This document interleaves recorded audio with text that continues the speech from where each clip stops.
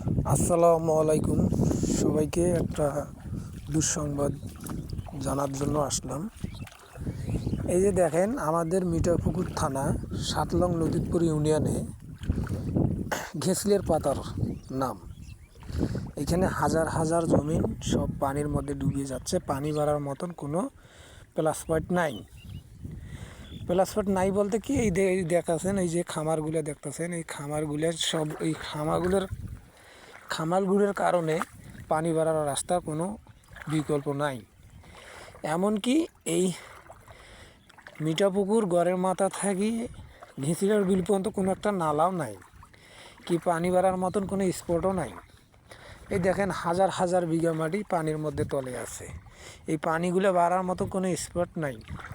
আমাদের এর আগে আশিকুর রহমানকে বলছিলাম যে আমাদের এখানে একটা পাতার মধ্যে একটা নালা করে দেন।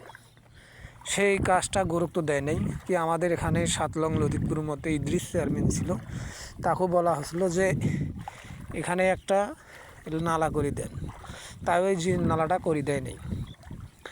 এই জন্য বলছি যে ভাই, আমাদের যে নতুন সরকার এসেছে তারেক জিয়া রহমান, তাকে বলছি যে ভাই, আপনি আমাদের এই যে ৭ নং লতিফপুর ইউনিয়নের মধ্যে যে পাতারটা আছে, এই পাতারটার মধ্যে অবশ্যই একটা নালা খুব প্রয়োজন।